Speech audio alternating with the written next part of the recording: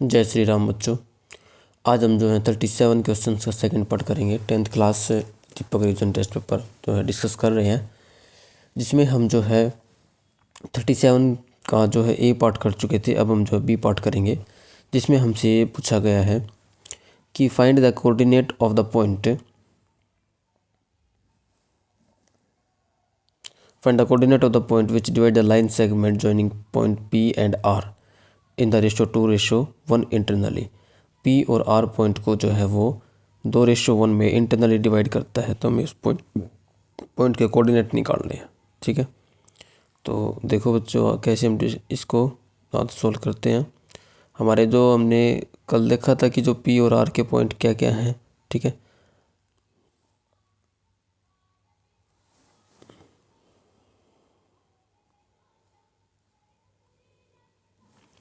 P के जो point हैं हमारे पास में वो 4 और 6 है, और जो आर के पॉइंट हैं वो 6 और 5 है। ठीक है, अब इन दोनों पॉइंट्स को जो है इंटरनली वो 2:1 में डिवाइड करता है। तो हम जो है सेक्शन फार्मूला यूज़ करेंगे। कौन सा फार्मूला यूज़ करेंगे? Section formula. हमारे पास में जो सेक्शन फार्मूला है वो क्या है? सेक्शन फार्मूला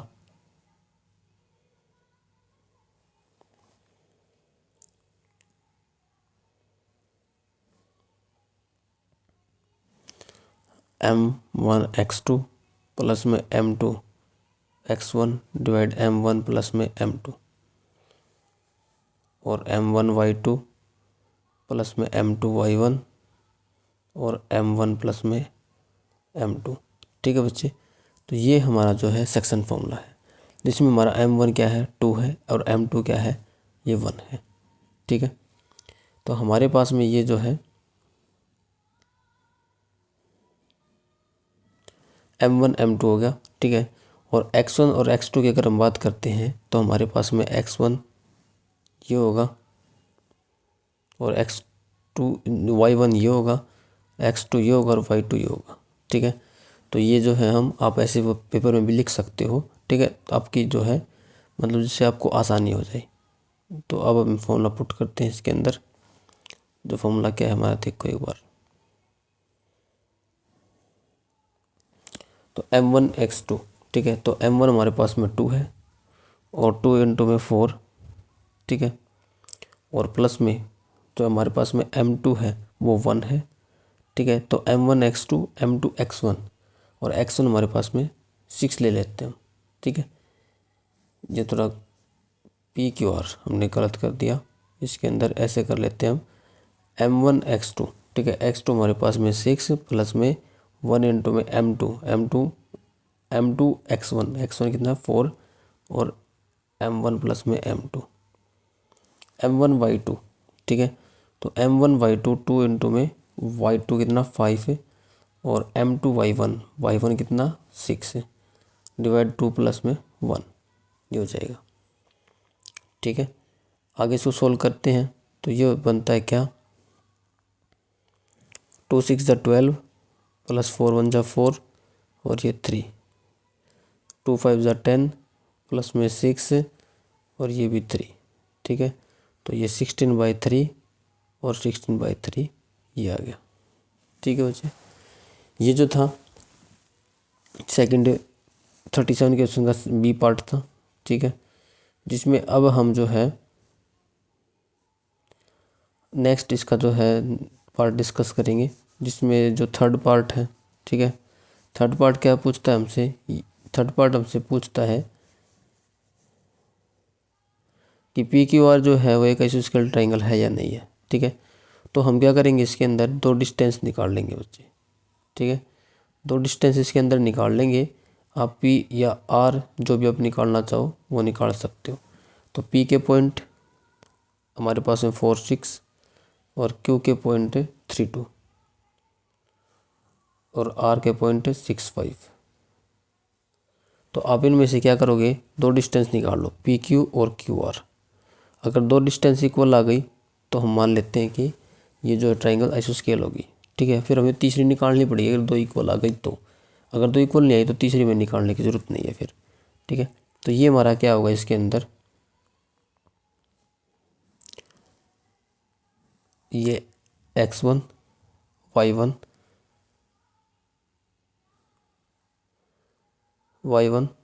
x2 और y2, पहले पी क्यू निकाल लेते। ठीक है, तो ये हमारा P1 जो होगा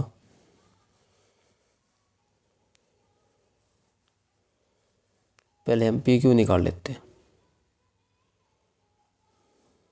ठीक है, P4 6 है हमारे पास में और ये 3 2 है। ठीक है, तो पी क्यू सेक्शन फॉर्मूला जो डिवीजन डिस्टेंस फॉर्मूला लगाएंगे हम।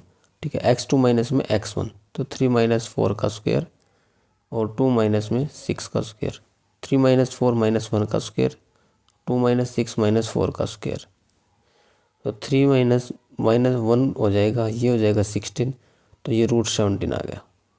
ठीक है, √17 आ गया। अब √17 ये हमारी जो है ये वैल्यू हो गई √17। उसके बाद में देखो नेक्स्ट हम निकालते हैं। अब हम जो है पी आर निकालेंगे। ठीक है, हम जो है पी आर निकालेंगे अब। तो आर हमारे पास में क्या होगा देखिएगा, आर हमारे पास में है 6 5। तो पी आर निकालेंगे डिस्टेंस फॉर्मूला लगा करके, तो 6 माइनस 4 का स्क्वायर और 5 माइनस में 6 का स्क्वायर, ये हो जाएगा। अब 6 माइनस 4 मतलब -2 का स्क्वायर और 6 माइनस 5 मतलब -1 का स्क्वायर, तो ये हो जाएगा 4। ठीक है, और 1, तो ये √5 आ गया। अब पिछली जो यूनिट आई थी, मतलब पिछला जो हमारे पास में आंसर आया था, तो पिछला हमारे पास में क्या था, हमारे पास में √17 था। ठीक है, मतलब पिछली बार हमने पी क्यू निकाला था। अब हम जो है पी क्यू हमने निकाला था √17 और पी आर जो है हमने निकाला था √5। अब इसकी दो साइड इक्वल नहीं है। ठीक है, वैसे तो अब तीसरी साइड भी निकाल लेंगे हम, क्योंकि तीसरी साइड का हमें पता नहीं है। ठीक है, मान लो तीसरी साइड √17 आ गई तो हो जाएगा, तीसरी साइड √5 आ गई तो वैसे तो तीसरी साइड अब खुद निकालना। ठीक है, और इसमें आप सॉल्व करना। नेक्स्ट क्वेश्चन देखिएगा। अब हम नेक्स्ट क्वेश्चन डिस्कस करते हैं इसके अंदर।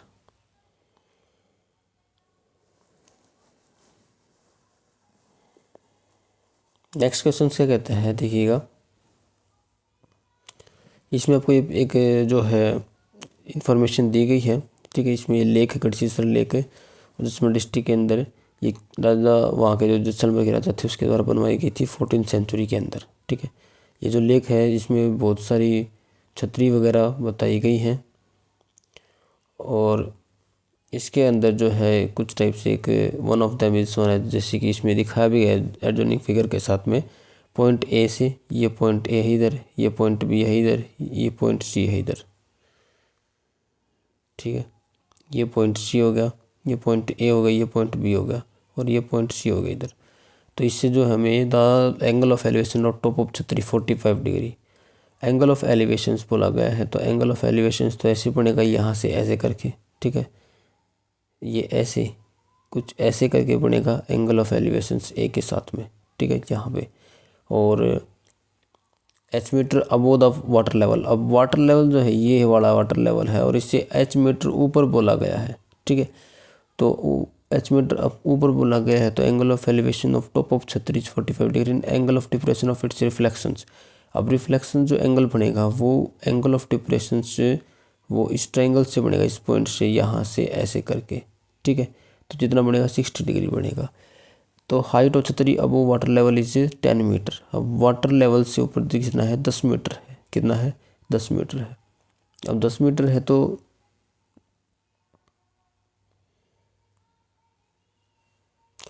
इसमें एक तो हमें बनाना है वेल्ड फिगर।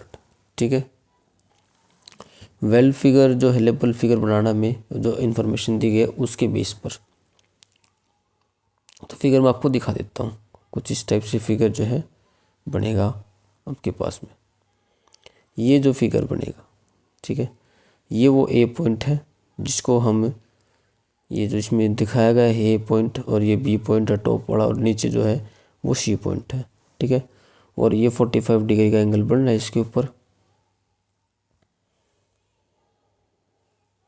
ये जो 45 डिग्री का एंगल है ये 60 डिग्री का एंगल है। ठीक है, और ये एच मीटर, अब ये वाटर लेवल हो गया यहाँ पे। ठीक है, और एच मीटर अब हो गया, और ये वाटर लेवल से 10 मीटर ऊपर जो है ये दिखाया गया आपको, और टोटल जो है हमने ये h मान लिया, ठीक है। तो नीचे 10 रह गया, क्योंकि रिफ्लेक्शन जो बनता है, मान लो ये इमेज है और ये मिरर है यहाँ पे, तो इमेज भी क्या बनेगी, उतनी डिस्टेंस के ऊपर बनेगी जितना हमने उससे ऑब्जेक्ट से वो रख रखा है, क्या ऑब्जेक्ट रख रखा है। तो 10 मीटर ऑब्जेक्ट ऊपर है तो 10 मीटर नीचे ही बनेगा। बट वाटर लेवल की जो हाइट है वो h है, ठीक है। वाटर लेवल की जो हाइट है वो h है, तो वो क्या हो जाएगा 10 - h हो जाएगा, ठीक है। इससे हम सोल्व करेंगे।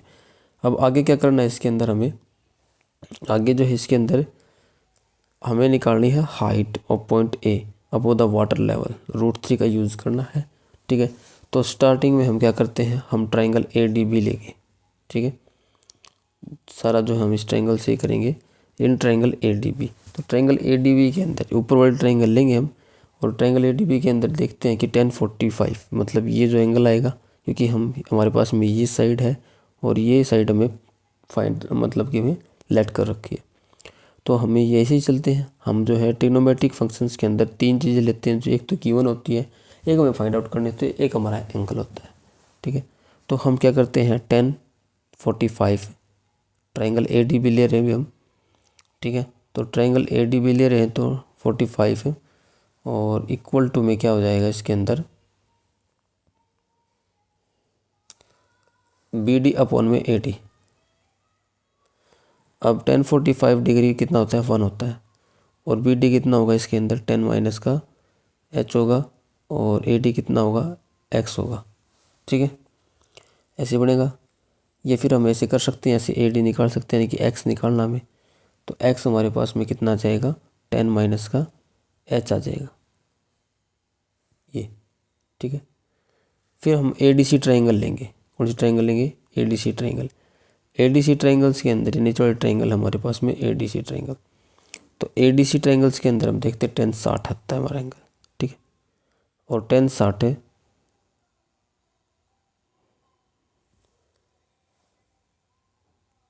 CD और AD। CD कितना है 10 + h है, ठीक है, ये क्योंकि पूरा CD यहाँ तक बनेगा, और डिवाइड में कितना है 10 माइनस का h है, ठीक है, क्योंकि हमारे पास में x जो है वो 10 माइनस से h आ गया। और 1060 कितना होगा 1060 हमारे पास में √3 होगा, कितना होगा √3 होगा। तो √3 जो है इसके अंदर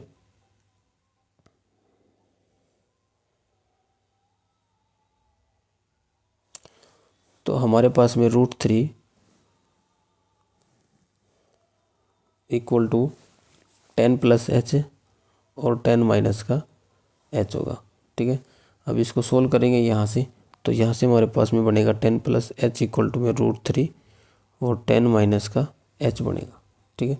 जब इसको सोल्व करेंगे ऐसे हम h निकालेंगे पूरा सोल्व करके इसको, तो हमारे पास में h जो है वो 10 × √3 - 1 और √3 + 1 आएगा, ठीक है। यहाँ से आप इस आंसर को यहीं तक भी छोड़ सकते हो, लेकिन हमें क्या कर रखा है, मैं √3 की वैल्यू दे रखी है 1.73, ठीक है, 1.73 हमें वैल्यू दे रखी है। तो ये वैल्यू पुट करेंगे हम इसके अंदर और फिर इसको सोल्व कर देंगे, ठीक है। तो h जो होगा हमारे पास में 10